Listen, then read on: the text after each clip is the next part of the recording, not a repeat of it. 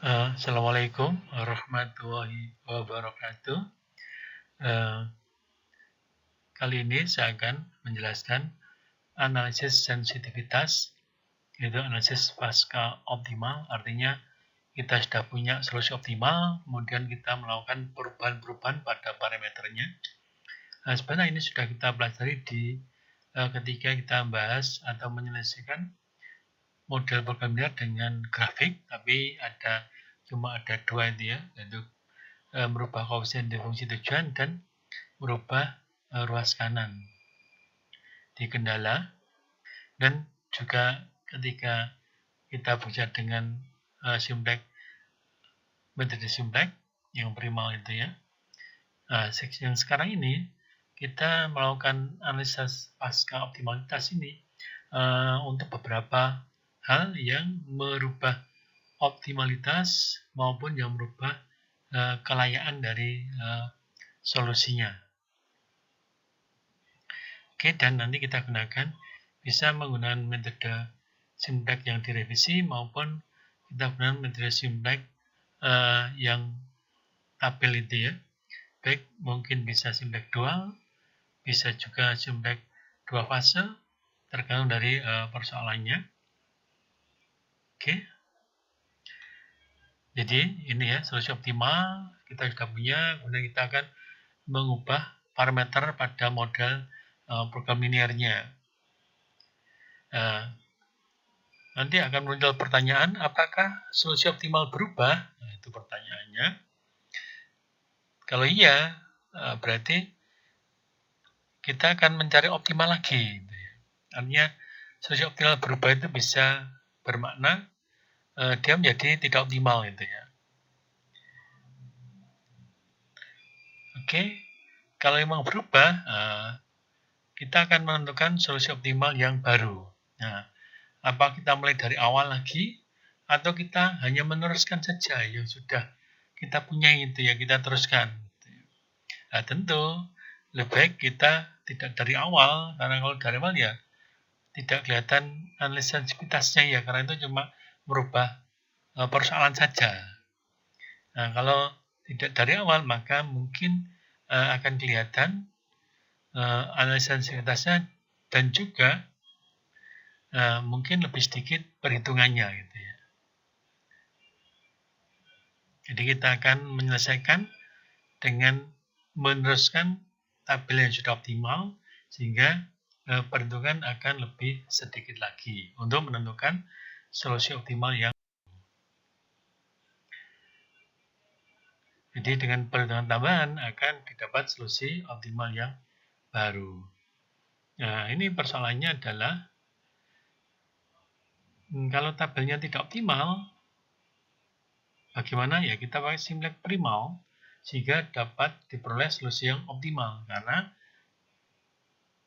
dia tidak optimal saja tapi dia layak gitu ya. Jadi kita pakai simplex primal sehingga diperoleh solusi yang optimal.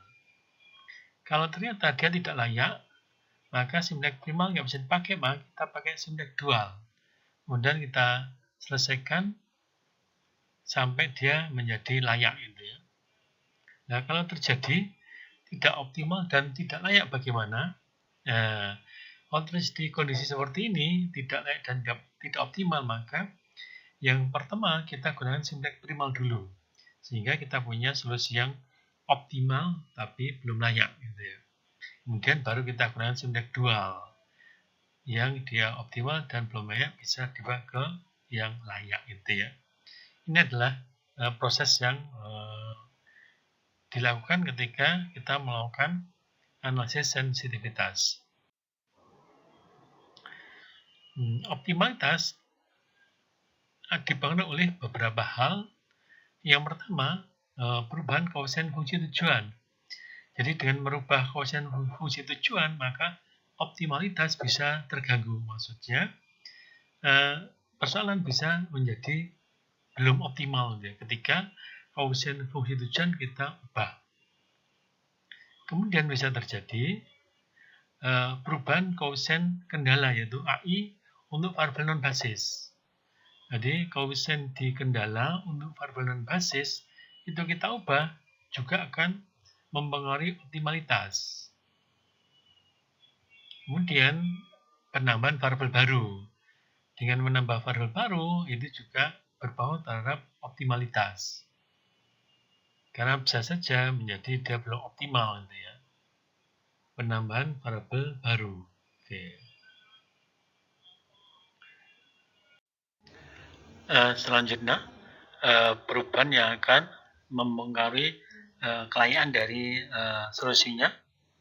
Itu yang pertama, perubahan sisi kanan dari persoalannya, yaitu ruas kanannya, sumber dayanya kita ubah, maka bisa terjadi ada perubahan pada kelayaan dari solusi.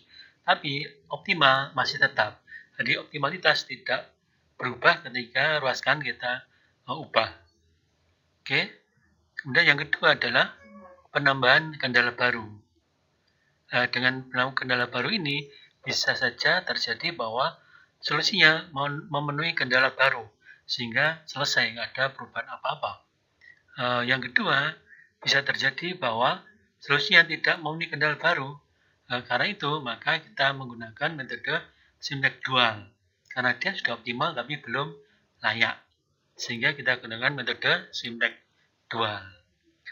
Untuk langkah-langkah agar kita bisa menggunakan Simtek dual, yang pertama adalah kendala baru diubah ke bentuk standar.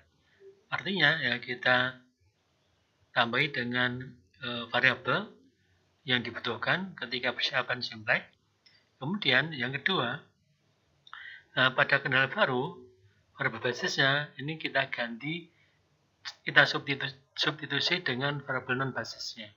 Maksudnya adalah bahwa variabel basis itu akan bernilai 0 ketika dia tidak bertemu dengan dirinya sendiri. Jadi misalkan X1 variabel basis, di kolom X1 maka ketemu dengan baris X1, maka dia bernilai 1. Dan sebelah atasnya dia 0 semua, sebelah bawahnya juga 0 semua. Sehingga ketika ada kendala baru, pasti koefisiennya juga akan 0. Sehingga kita perlu melakukan substitusi. Agar dia hilang bermakna dia adalah koefisiennya adalah 0. Kemudian kendala hasil modifikasi tadi kita tambahkan ke tabel optimalnya. Kalau kita gunakan tabelnya, gitu ya. Kalau kita gunakan metode Simtek tabel, maka kita tambahkan satu baris lagi untuk kendala barunya.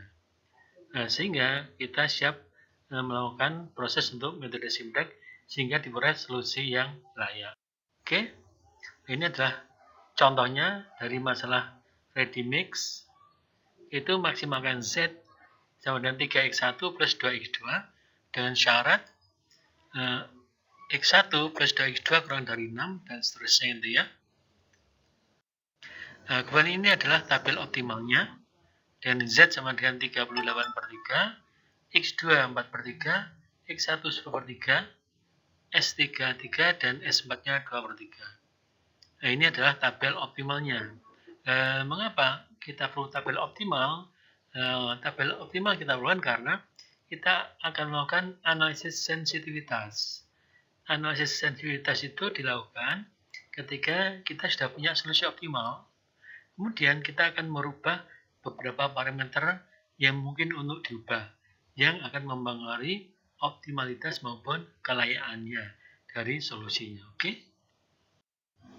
Oke, kita mulai dengan perubahan koefisien pada fungsi tujuan, yaitu awalnya fungsi tujuan adalah 3x1 plus 2x2, kemudian kita ubah menjadi Z sama dengan 5x1 plus 4x2. Oke, kita ubah koefisiennya baik x1 maupun x2-nya. Kemudian xb ini adalah variabel basis, x2 itu di kendala yang pertama, x1 di kendala yang kedua, S3 di kendala ketiga, dan S4 di kendala yang keempat. Ini berdasarkan pada tabel Simtek yang sudah kita lihat tadi. Nanti Anda perhatikan lagi di tabel Simtek tersebut. Kemudian CB adalah nilai koefisien di fungsi tujuan untuk XB. Nah, CB ini awal ya.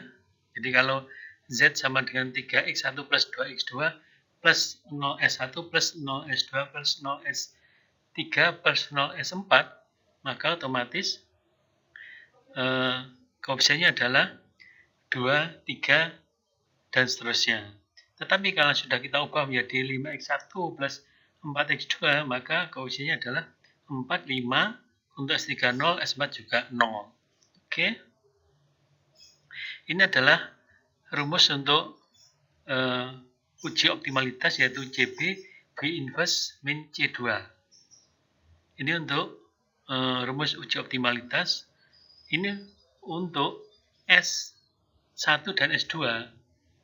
Mengapa S1 dan S2? Karena apakah ada perubahan dari kondisi yang optimal itu ketika variabel non basisnya di fungsi tujuan itu dia masih negatif, karena ini memaksimumkan.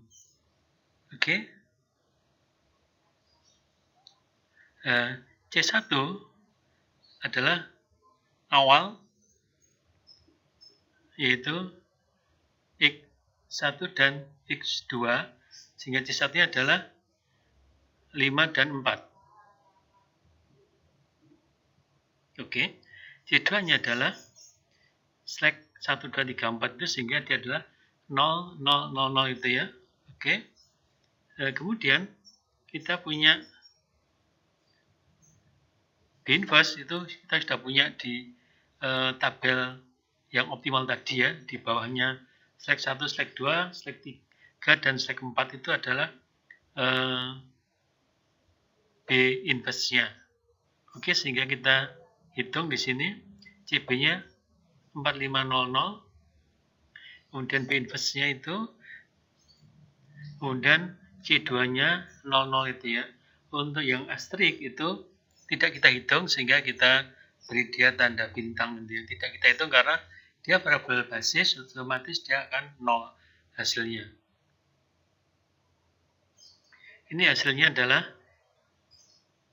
1, 2, ini 1 dan 2. Ini untuk S1 dan untuk S2. Nah, sehingga dia sudah optimal. Jadi di Z, di baris Z, X1 0, X2 0 karena basis, S1 S2 ini menjadi 1, 2 itu, kemudian S3 S4 itu 0. Oke, kemudian solusi adalah tetap, yaitu X1-nya 10/3 dan X2-nya 4/3, tetapi nilai koefisiennya kan berubah, sehingga nilai Z-nya berubah. Jadi solusinya tetap optimal, yaitu X-nya sama, tetapi Z-nya berubah karena memang koefisien dari Z itu diubah. Sehingga X1 akan dikalikan dengan 5, kemudian X2 akan dikalikan dengan 4. Sehingga didapatkan adalah 22, yaitu 50 plus 16, jadi berapa? 66, kita bagi dengan 3 dapat 22. Oke. Nah, kemudian kita ubah dengan variabel yang lain, dengan nilai yang lain. Oke. 32 kita ubah menjadi 41 di Z-nya, di koefisien fungsi tujuannya. Oke, seperti yang tadi.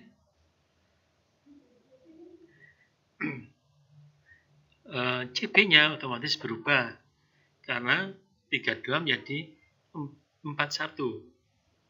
Di X2-nya 1, X1-nya 4.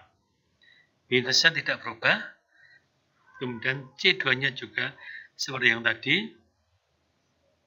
Ternyata hasilnya S1 sama dengan min 2/3 dan S2 koefisiennya di fungsi tujuan sama dengan 7/3. Berarti belum optimal. Kenapa? Karena solusi kita adalah memaksimumkan. Sehingga Z, baris Z menjadi seperti itu. S1-nya min 2/3, S2-nya 7/3, dan solusi Z-nya itu 44/3. Oke. Kalau bisa seperti itu, ya kita lihat yang tadi, nilai X1 dan X2-nya, kita akan dapat 44/3.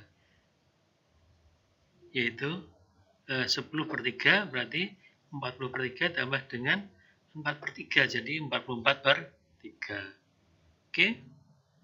Kemudian Z kita ubah dengan itu, yang kendalanya tidak berubah. Kemudian karena dia belum optimal, maka kita lanjutkan dengan metode Simplex primal, yaitu dengan Simplex biasa ya, karena tidak ada variabel artifisialnya. Oke. Jadi S1 menjadi variabel yang akan masuk, dan kita cari rasionya di X2 yaitu 4/3 per 2/3, kemudian di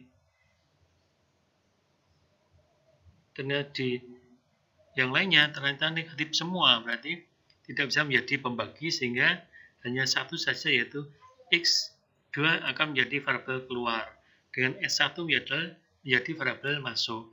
Nah, pertemuan antara S1 dan X2 adalah elemen pivot, maka nilai 2/3 kan dia menjadi 1, yang di atasnya yaitu min 2/3 menjadi 0 dengan UBE, bawahnya menjadi 0, bawahnya menjadi 0, bawahnya juga akan kita ubah menjadi 0. Dengan itu maka pasti dengan UBE dan yang akan merubah 2/3 menjadi 1 dan lainnya menjadi 0, maka akan merubah tabelnya, sehingga tabelnya menjadi tabel di bawahnya itu.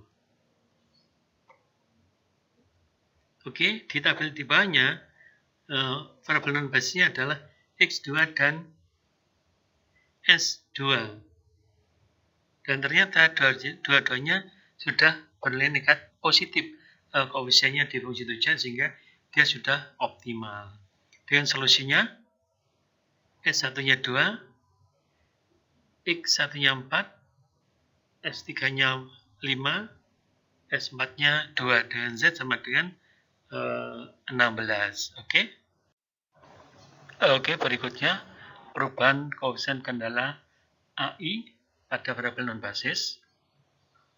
Oke, kita gunakan Z sama dengan 4x1 plus x2, karena di Z sama dengan 4x1 plus x2 itu ternyata x2-nya menjadi non basis. Itu sudah kita proses di contoh sebelumnya, dan ternyata x2 akan keluar menjadi non basis, sehingga kita pakai dash sebagai contoh di sini, yaitu perubahan di koefisien kendala untuk variabel non basis. Oke, di awalnya di kendalanya awal adalah x1 plus 2x2 kurang dari sama dengan 6, dan 2x1 plus x2 kurang dari sama dengan 8. Nah, ini kita ubah menjadi 2x2-nya kita ubah menjadi 4x2, sehingga kendala menjadi x1 plus 4x2 kurang dari sama dengan 6.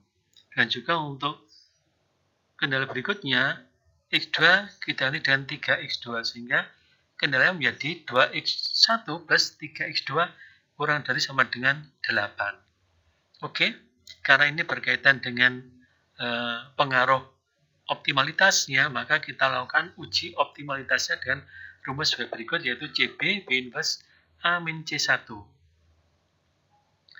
Oke, rumus ini dipakai untuk X2 yang non basis tadi. Apakah yang non basis yang lain juga kita uji? Tidak, karena koefisien yang non basis X2 ini kan kita ubah, maka mungkin tidak bahwa menjadi basis itu ya, mungkin tidak dengan perubahan koefisien di kendalanya, sehingga kita uji X2-nya, variabel non basis X2-nya. Yang lainnya kita uji karena memang tidak ada perubahan pada koefisiennya di kendala. Oke. Nah, kita punya A-nya adalah ini 43 1 dari perubahan yang ada ini ya. Awalnya kan 2 1. Sekarang kita akan dengan 4 3 1 1. CB-nya adalah CB untuk yang Z 4x1 plus x2 yaitu 0 adalah S1, 4 adalah X1 dan berikutnya adalah S3 dan S4. B-inverse-nya itu kita lihat tabel optimal yang sebelumnya ya, di contoh sebelumnya ini. Kemudian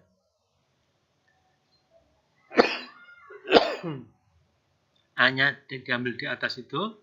Kemudian C1 karena yang kita uji adalah X2-nya, maka X1-nya tidak perlu kita hitung karena memang dia adalah variabel basis ya. Ternyata hasilnya adalah dia positif. Artinya berarti tetap optimal solusinya itu ya. Solusi tetap optimal. Sehingga di Z koefisien untuk X2 menjadi 5. Oke, yang lain tidak berubah dan solusinya juga tidak berubah. Nah, ini untuk penambahan variabel baru.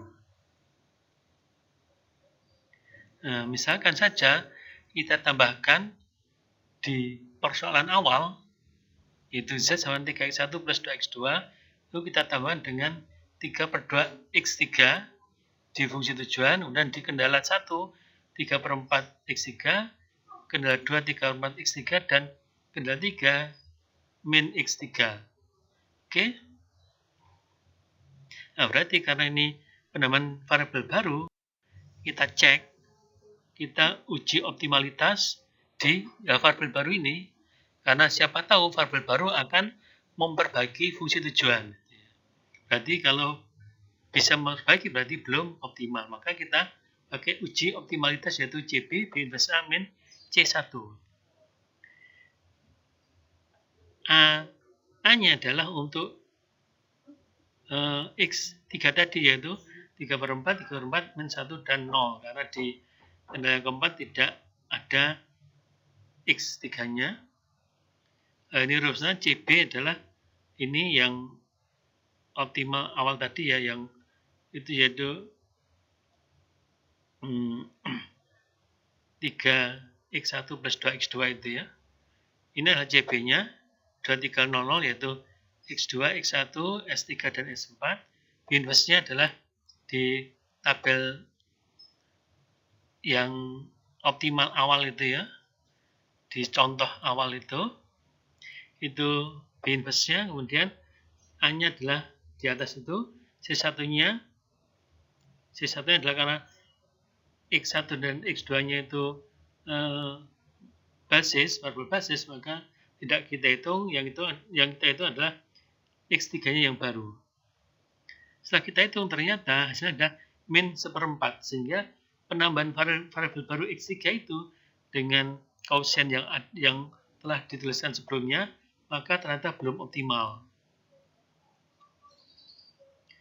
Nah, karena belum optimal, maka kita akan mencari solusi yang optimal dengan iterasi berikutnya.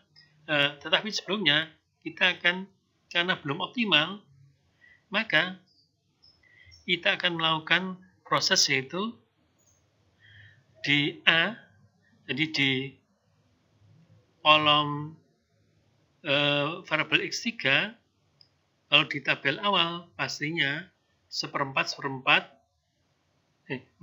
3/4, min 1 dan 0, itu di tabel awalnya, di A-nya, kemudian dengan operasi-operasi itu, maka di suatu iterasi, maka dia adalah B inverse A.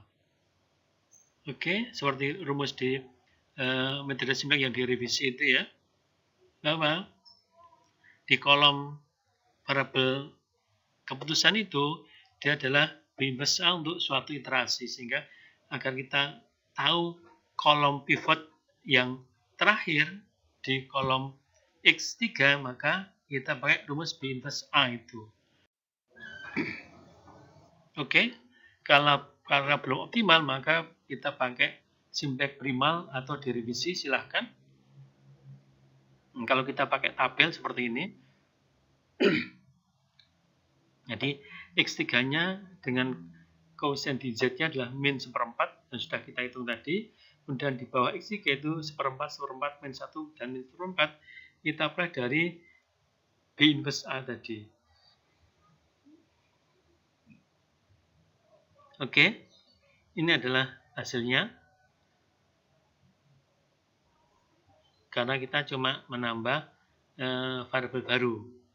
Jadi hasilnya adalah 38/3 ini kondisi semula ini ya. Jadi 3x1 plus 2x2.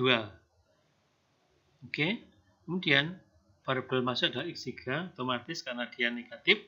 Kemudian kita lakukan rasio, ternyata kita peroleh x2 menjadi variabel yang akan keluar. Kemudian pertemuan elemen pivot dan kolom pivot di pertemuan x3 dan x2 adalah dia menjadi 1, yang atas dan bawah menjadi 0. Sehingga kalau itu kita lakukan dengan menggunakan UB, kita peroleh tabel yang di bawahnya. Tabel di bawahnya jelas dia sudah optimal karena sudah positif semua dan 0. Dan hasilnya adalah X1-nya 2, X3-nya 16/3, dan Z-nya 14. Oke.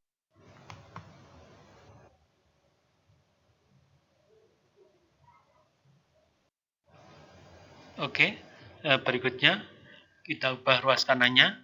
Yang tadinya 6 menjadi 7, kita naikkan. Seperti yang tadi ya, 6 menjadi 7. Tapi ada tambahan lagi yang kendala berikutnya, ruas kanannya 8 menjadi 4. Jadi kita turunkan. Ada yang naik, ada yang turun. Apa yang terjadi dengan perubahan ini?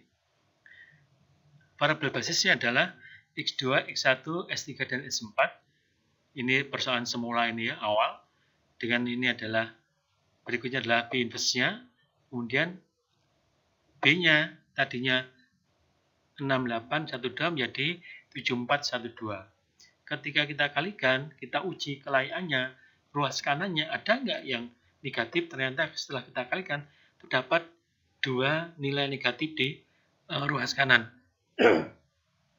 Ada 2 nilai negatif di ruas kanan, yaitu S3 sama dengan min 2 dan S4 sama dengan min 4/3. Jadi solusinya menjadi tidak layak karena ada yang bernilai negatif. Nah, karena itu maka kita akan melanjutkan prosesnya dengan metode simplex dual agar dia menjadi solusi yang layak. Mana kira-kira variabel yang akan keluar, yaitu variabel yang paling negatif, yaitu S3. Karena dia yang paling tidak layak itu ya. Oke, itu tabelnya. Nih, S3 akan keluar, kemudian kita hitung rasionya. Di kolom S3, ternyata yang negatif cuma 1, yaitu S1. Jadi yang lainnya 1 dan 0, maka hanya S1 yang akan menjadi variabel yang mungkin menjadi variabel yang masuk, karena yang lainnya tidak mungkin menjadi variabel masuk karena pembaginya harus negatif. Sehingga S1 menjadi variabel masuk, sedangkan S3 menjadi variabel keluar.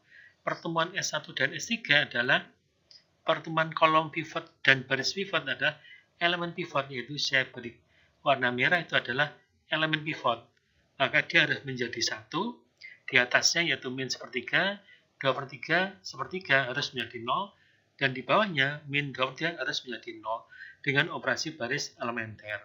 Sehingga kita peroleh tabel berikutnya di bawahnya. Oke, tabel di bawahnya ternyata ruas kanannya sudah positif semua, maka berarti sudah layak.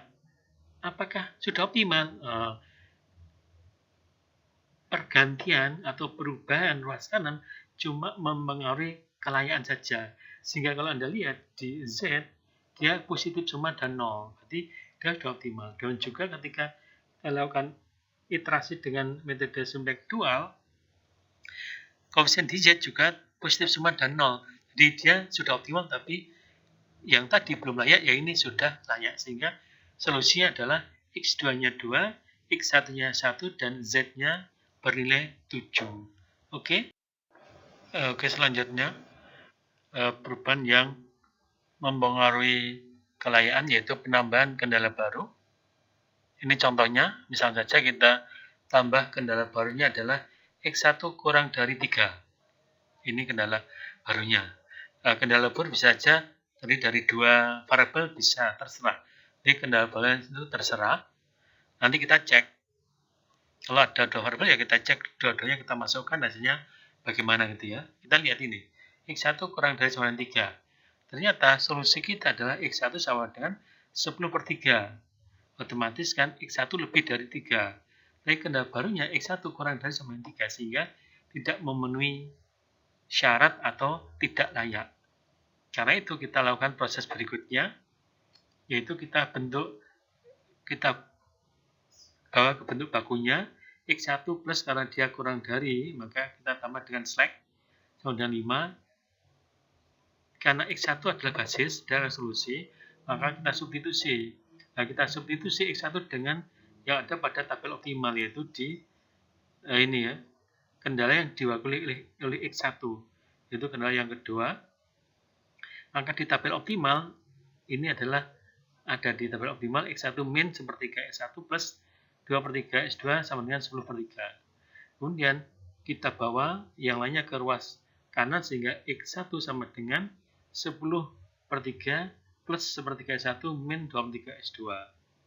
Dia akan kurang dari sama dengan 3. Ini adalah hasilnya. Ya. Jadi yang sudah ditambah dengan slack tadi ya. X1-nya kita substitusi hingga dapat ini. Dan kita ringkas menjadi seperti ini. Jadi 1/3 S1 min 2/3 S2 plus S5 dengan min 1/3. Ini yang sudah siap kita tambah di baris yang terakhir ya. Karena dia tidak layak. Oke. Kita pakai Simtek dual. Ini adalah hasilnya. Lalu kita tambah dengan kendala yang kelima. Dan koefisiennya adalah S1-nya 1/3, S2-nya min 2/3, kemudian S5-nya 1, dan ruasnya adalah min 1/3. Berarti S5 akan menjadi variabel yang akan keluar.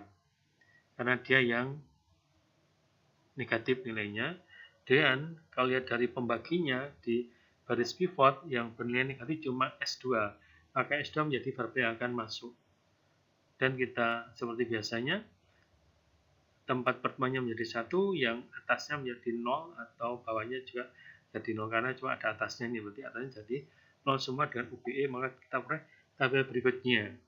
Berikutnya ternyata sudah layak, optimal pasti, dan itu syarat dari metode Simtek dual, sehingga kita dapat solusinya adalah X2-nya 3/2, X1-nya 3, dan Z-nya 12. Optimalitas dibangun oleh beberapa hal. Yang pertama, perubahan koefisien fungsi tujuan. Jadi dengan merubah koefisien fungsi tujuan, maka optimalitas bisa terganggu. Maksudnya, persoalan bisa menjadi belum optimal ya, ketika koefisien fungsi tujuan kita ubah. Kemudian bisa terjadi perubahan koefisien kendala, yaitu AI untuk variabel non-basis. Jadi koefisien di kendala untuk variabel non-basis itu kita ubah juga akan mempengaruhi optimalitas. Kemudian penambahan variabel baru. Dengan menambah variabel baru itu juga berpengaruh terhadap optimalitas. Karena bisa saja menjadi dia belum optimal gitu ya. Penambahan variabel baru. Oke.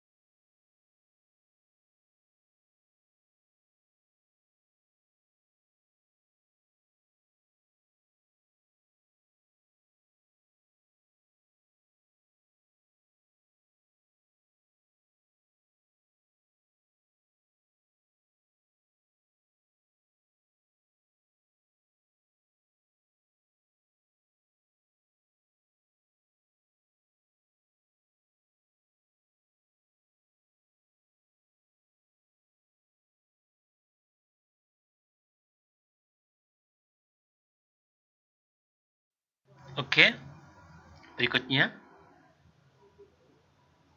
Jadi ini adalah tabel hasil kita lakukan, X1 masuk tadi ya.